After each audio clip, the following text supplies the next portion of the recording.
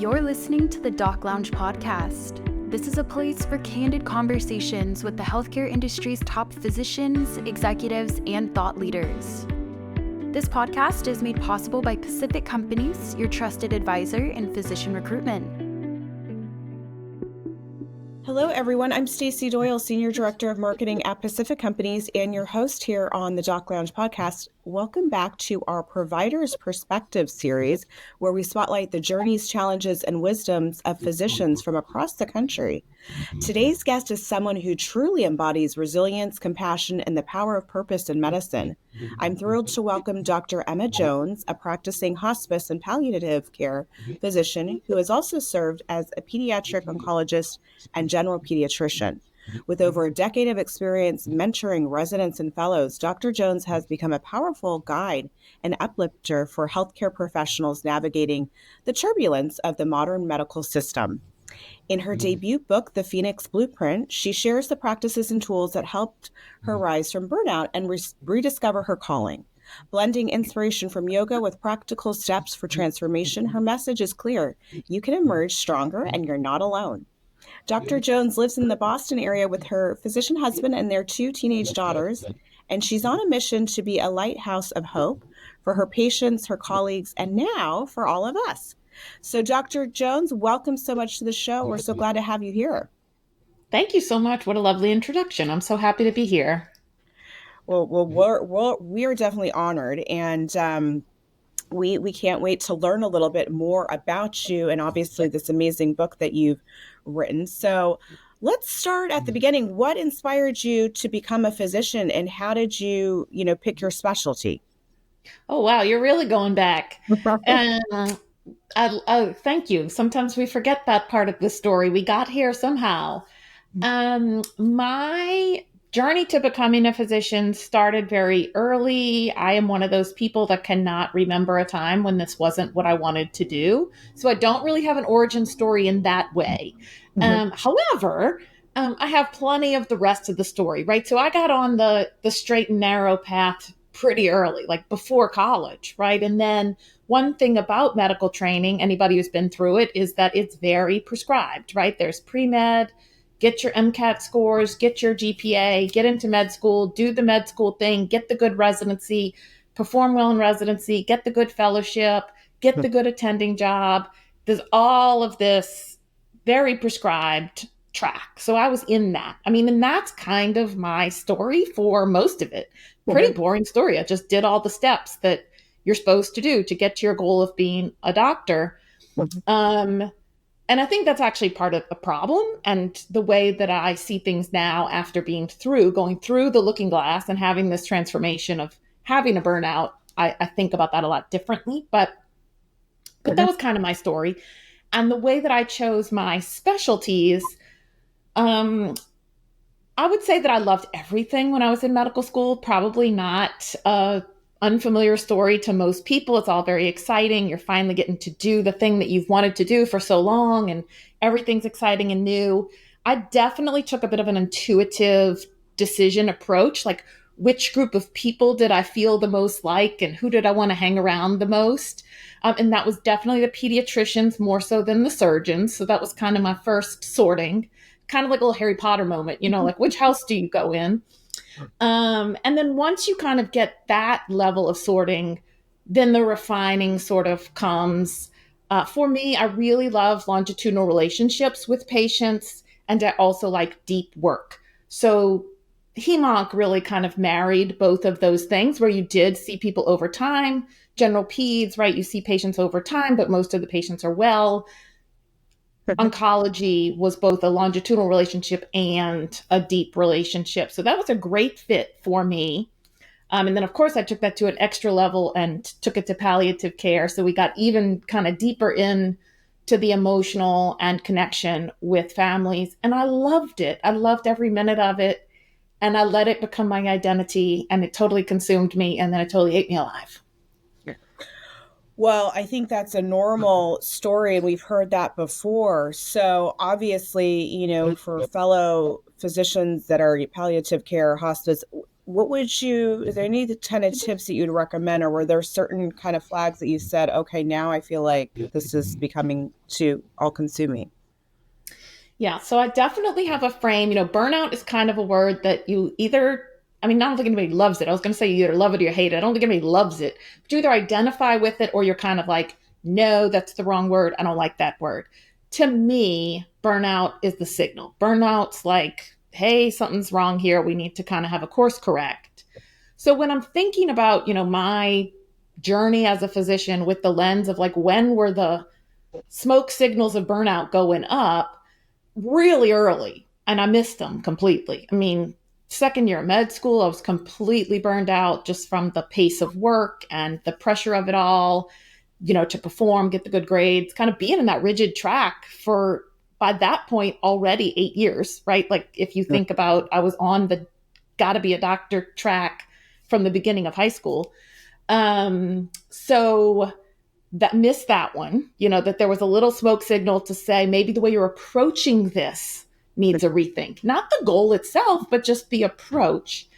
Same thing once I took my HEMONC fellowship is extremely hard. It's one of the most strenuous fellowship programs. I won't tell tales on anybody, but my duty hour sheet was letter of the law, may not have been truthful. But that's a time where I just felt exhausted. And probably there was some hands going up then, right? Again, missed them, blow past those.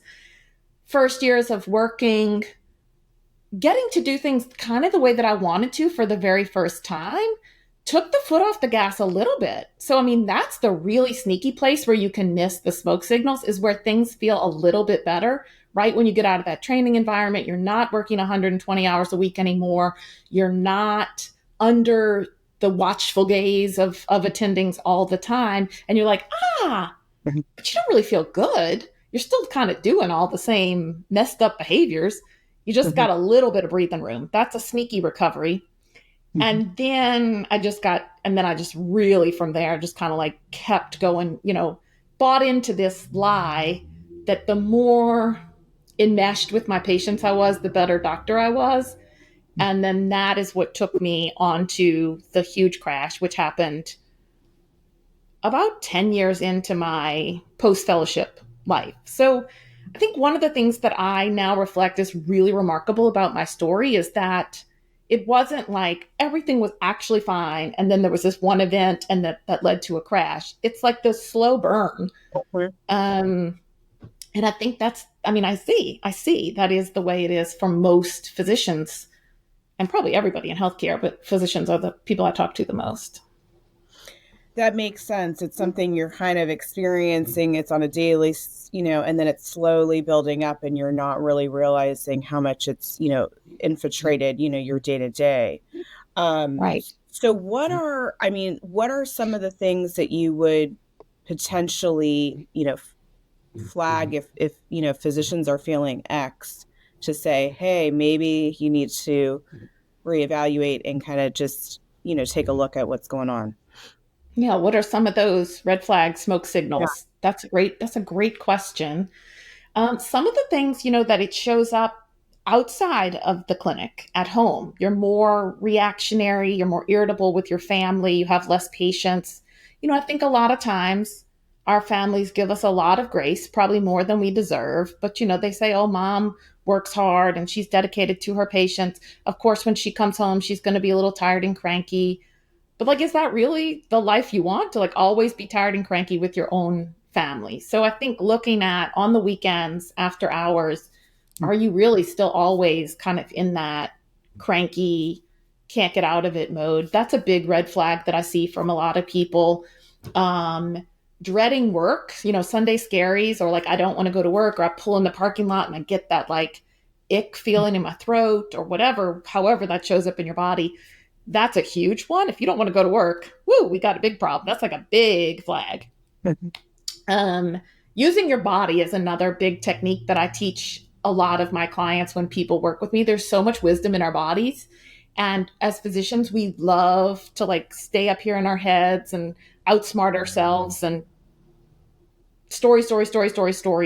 But But if you just listen to what's going on in your body, like if you're feeling tightness in your chest, if you're feeling that knot in your stomach, if you're feeling like your legs are heavy, that's really important information. And especially if that's happening when you pull in the parking lot at the hospital, that's a really important signal.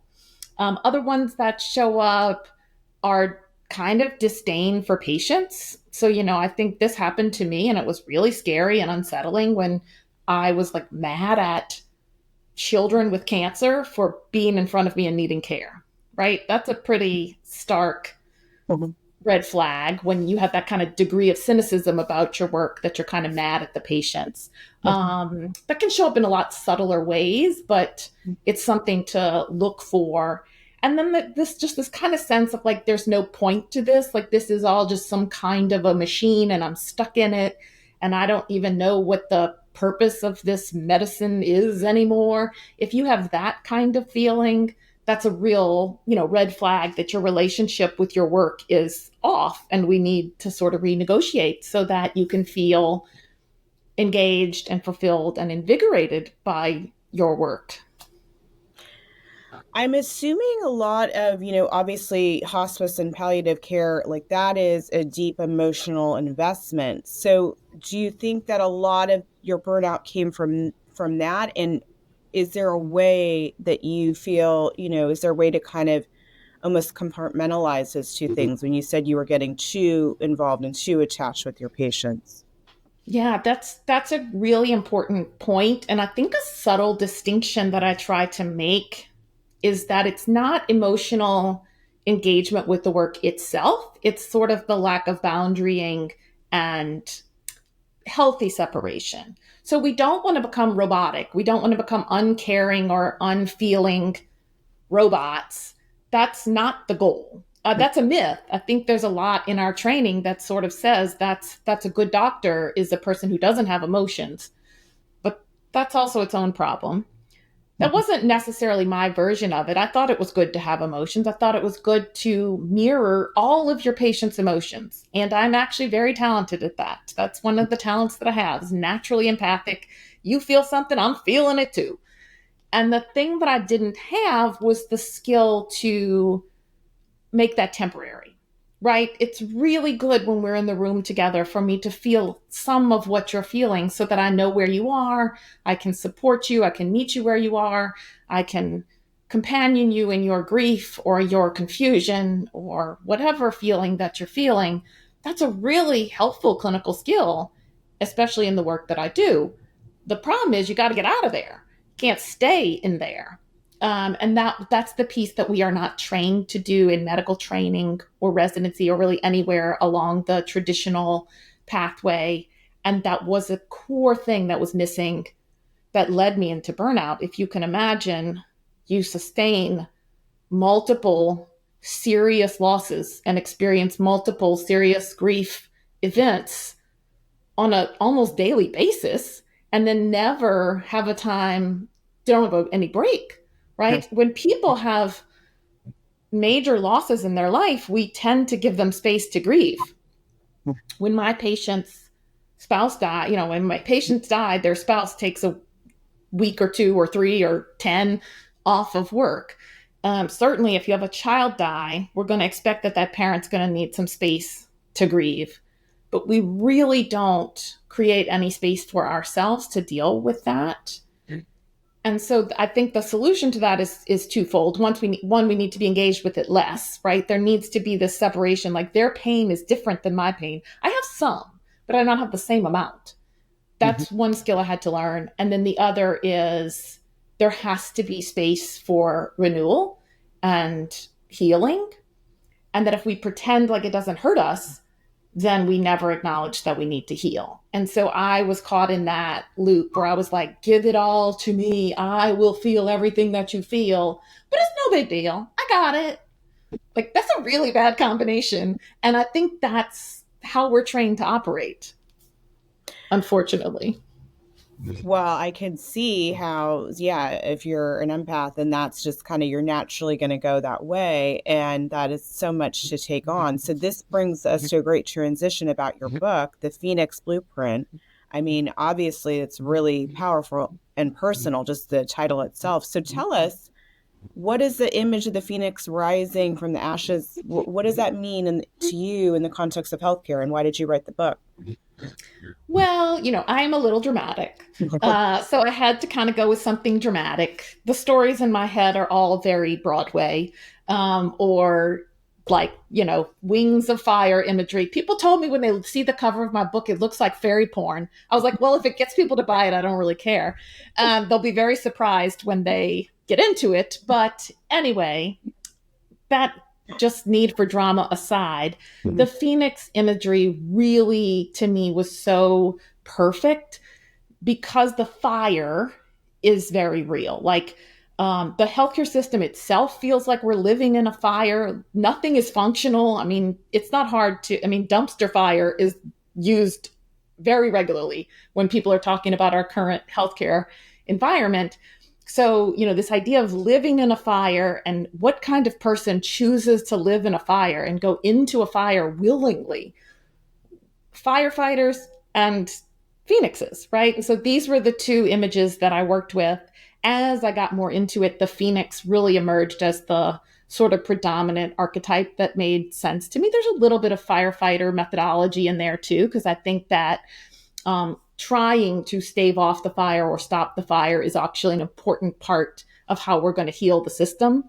But one of my beliefs is that although this is absolutely a systems issue, people make up the system, right? The system is made up of people. And so if I can heal the people, then I can heal the system.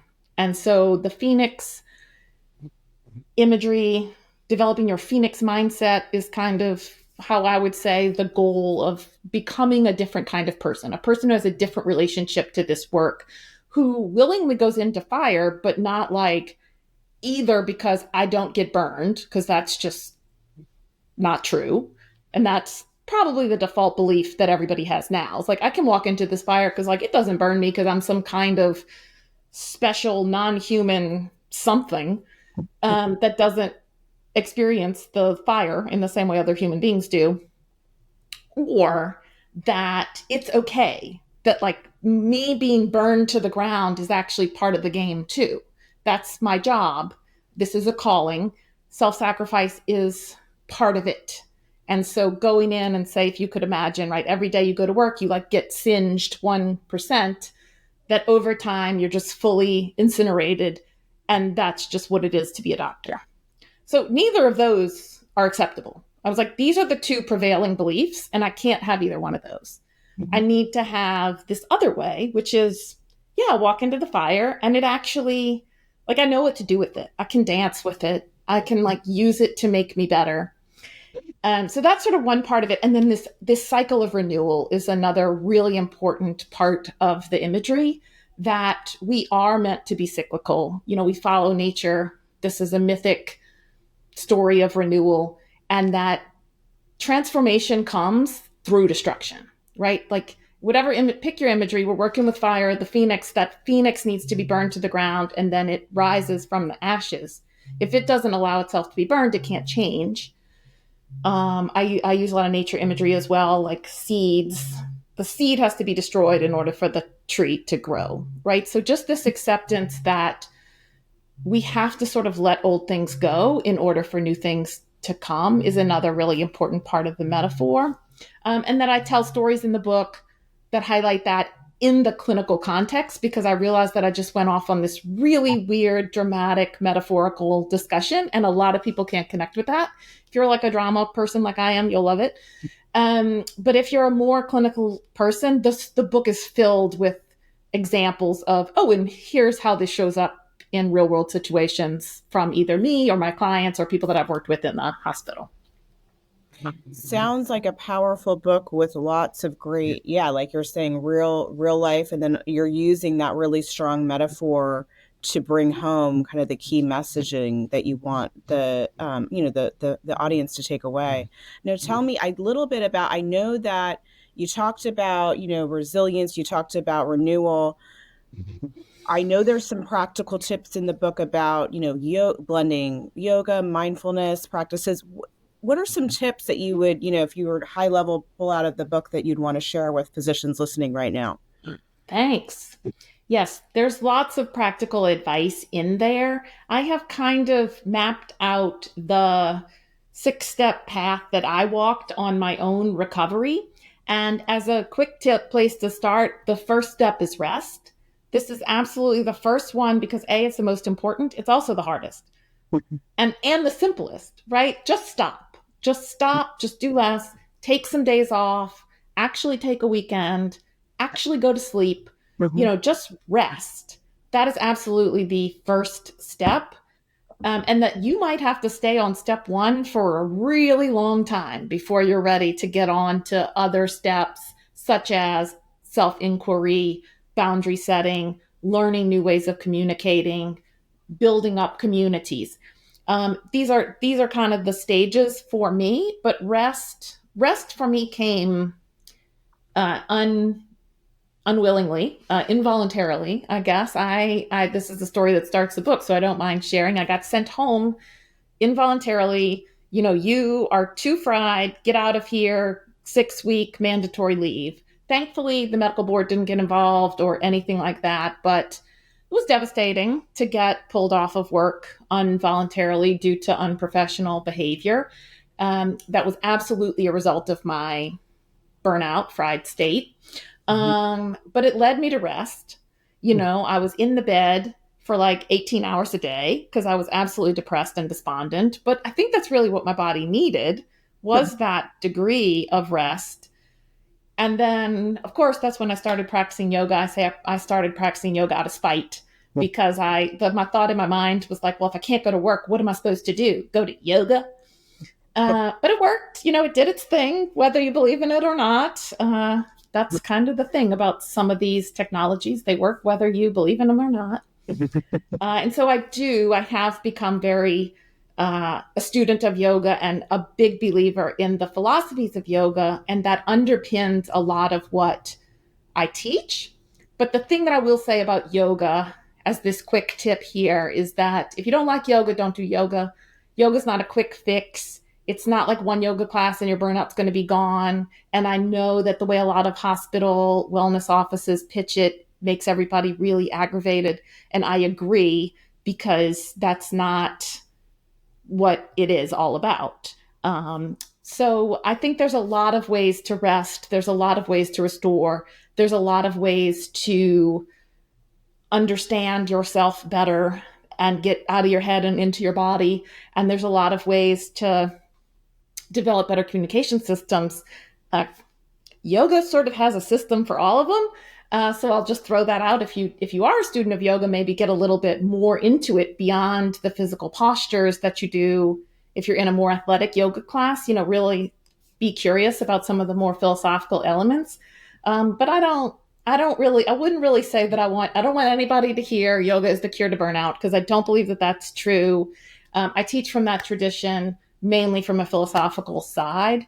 But the tip for today is rest. Like, just find a way to do less. And if you need ideas, you can reach out to me and we'll come up with ideas. If it feels overwhelming to just do less, it's going to feel terrible at first. Your mind is going to say, what the heck are you doing? Do something. Why are you just sitting here? But what I know, because the other way that I got this was if you don't, the universe is going to give it to you. So if you won't sit down willingly, then something's going to happen that's going to force you to.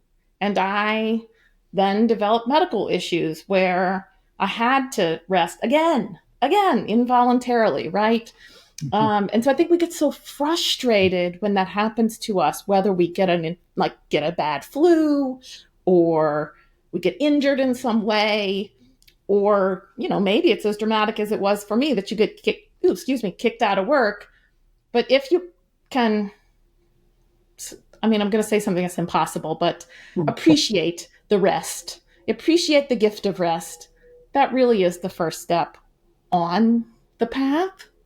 The other thing that I imagine may be pertinent to your audience is if you are feeling really stuck and thinking that a big change is the way to solve your problem, that may be the case, but it also may not. And I would definitely say rest first. Find a way to rest. Take a break, take a week of vacation, take 2 weeks, take a month off.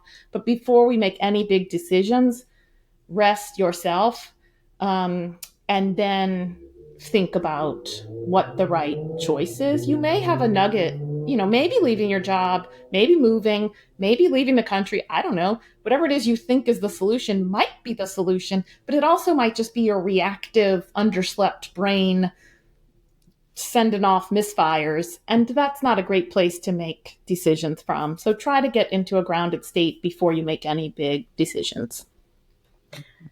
Amazing advice, because we hear all the time physicians saying, I feel disconnected from my original purpose of the reason I got into medicine. So I think what you're saying is really having that balance of, obviously, like you're saying, rest, taking care of yourself allows you to then really practice at that full potential and why you originally got into it. But it's so hard once you get into the day-to-day. And like you're saying, you want to be the best doctor. And I know most doctors obviously are high performing ultra achievers. So it just kind of goes hand in hand. So I think that's amazing advice. And I think your book sounds like it has real practical, ways for people to implement this in their lives.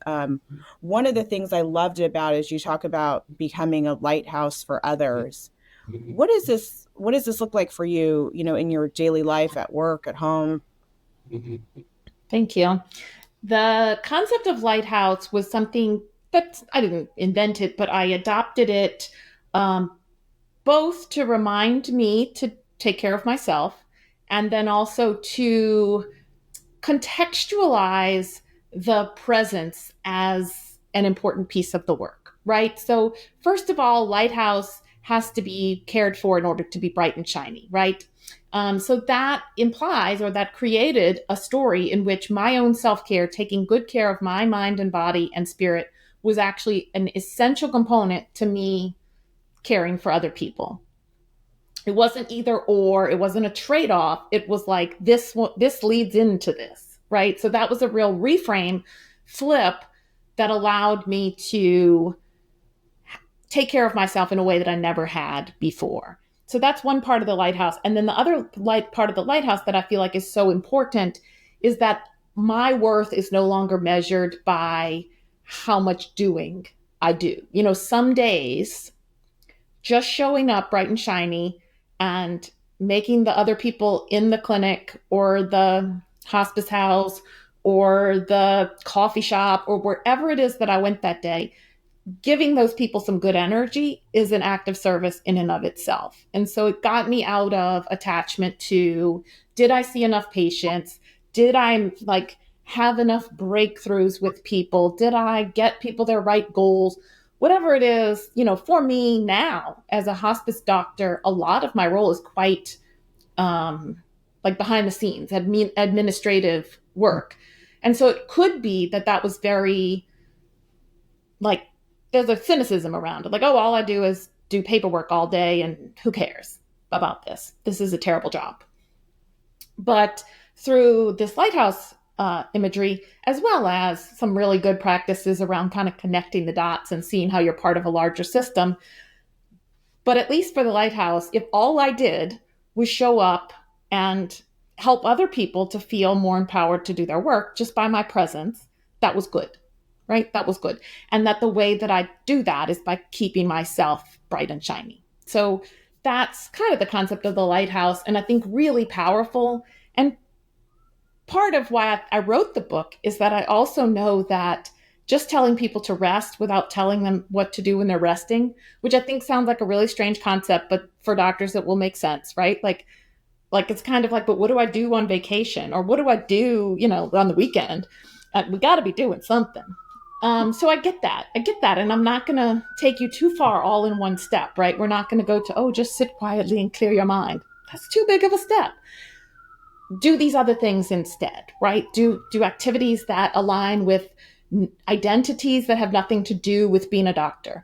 Do activities that are more like nervous system down regulating. Do activities that are curiosity provoking or stimulating your mind in a healthy curiosity. So it's not that I don't want you to do nothing, because I know that would be impossible. It's not that doing nothing's bad, but I just know that's too far for most doctors to go. And that focusing on charging up your lighthouse is a great job to give people, right? your job is to charge yourself up. And how do you do that? Exercise, eat right, get sleep. This imagery really works for people, in my experience. I love that concept. That's amazing. So I'm going to start thinking about that all the time now. So thank you. Charge yourself up. Thank you for sharing that. I think that's amazing. I would love to hear, as we wrap up here, you have obviously mentored a lot of physicians. Tell us really how you think that is helping, kind of the ecosystem and just kind of in this modern medical landscape, what you think the value of mentorship is amongst physicians. Yes, I think mentorship is incredibly important.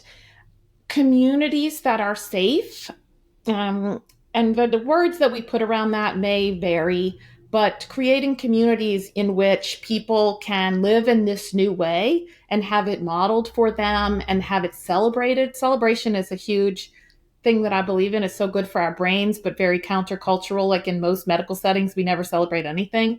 So having a community, whether that's one person that you work with as a mentor, whether that's somebody you hire as a coach or as a therapist, whether that's a community that you join as just kind of like people who get it. There could be lots of ways that you find this safe space, but that basically somebody who's not going to like squash your dream before it can get grown is really important. And then people who have been there before you, kind of human vision boards, who you can say, oh, this person's really living the life that I envision. And maybe not in specific, like it's not like how many kids I have and where you want to live, but like she's doing the stuff she wants to do and she seems happy and she's energetic and like those types of things that you can look at. And that as we're starting to create some of those spaces, and they do exist, we're still in the really nascent stages of this revolution. But as you see it, this kind of the lighthouse concept, right? One person can light up 10 or 20 people around them. Every time I work at the hospice house, there's kind of 3 of us that are in rotation. Every time I'm there, people are like, I'm so glad you're here. Every day just feels better when you're here. Things just go more smoothly when you're here. And I know that that's not me. That's not about me specifically. That's not my ego. Like, I'm like, oh yeah, I'm so great. That's just like, yeah, bring this lightness and other people feel light. And then they can feel like a better version of themselves when I kind of uplift them. So imagine if say all of us can touch 10 people, well then, it can just start to ripple and ripple and ripple. But we got to practice too. It's like, we need more people. We need to get critical mass. And then we also need to make it safer for people to carry these skills out into the real world. Because right now, I think people feel safe when they're in a little bubble. But then when they go out into the clinic where all the existing cultural forces are still there, it's like they kind of lose it. And that's natural. That's normal. Because the skill needed to maintain something in a challenge is different than the skill needed to maintain something in a practice environment. So as I'm very hopeful that as we get more and more and more people converted to this Phoenix mindset or humanistic way of approaching medicine, we're going to start to see better and better medical culture. Thank you for sharing that. And I want to give you the opportunity to tell our audience how they can, get in touch with you, work with you, and then obviously how they can get a hold of your book, The Phoenix Blueprint.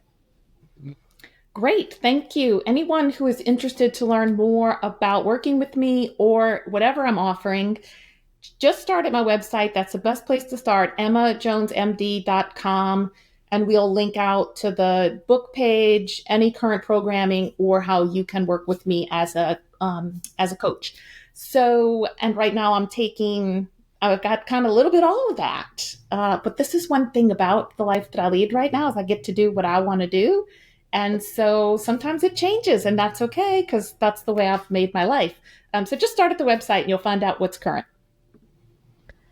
Thank you so much. Great resource. I'm sure everyone will be checking that out. And it sounds fun. It sounds like you're doing all the things that you're passionate about, practicing medicine and then helping other physicians battle, what you went through, and you came out on the other side, and now are living such a wonderful life. So thanks again, Dr. Jones, for your time. We really appreciate your time and insights here. Thank you. It's been fun to talk to you. Take care. Thank you. Thank you to all of our listeners. If you would like to be notified when new episodes air, make sure to hit that subscribe button. And a big thank you to Pacific Companies. Without you guys, this podcast would not be possible. If you would like to be a guest, please go to www.pacificcompanies.com. Thank you.